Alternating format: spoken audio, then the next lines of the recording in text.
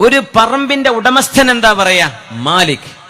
ഒരുപാട് ജനങ്ങളെ ഭരിക്കുന്ന ആൾക്കാണ് രാജാവ്, മലിക് എന്ന് പറയാ. അള്ളാഹു മലിക്കാൻ, അള്ളാഹു മാലിക്കാൻ. ഭൂമി അള്ളാഹ്ക്കാണ്, മനുഷ്യരും അള്ളാഹുവിൻ്റെതാണ്.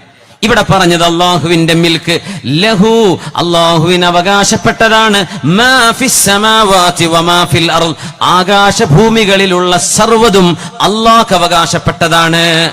അത് മൂന്നാമത്തേത്. ഇനി ഏഴാമത്തേത് നോക്കൂ.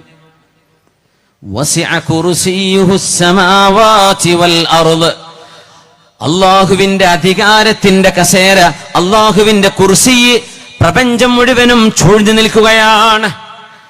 ആകാശഭൂമികളുടെ അധികാരം അള്ളാഹുവിനാണ്. അള്ളാഹു മലിക്കാണ്. അതാ ഇവിടെ പറഞ്ഞത്.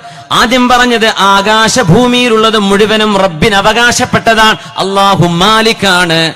മൂന്നാമത്തേതും ഏഴാമത്തേതും നോക്കൂ എങ്ങനെ മനോഹരമായി ബന്ധപ്പെട്ടു.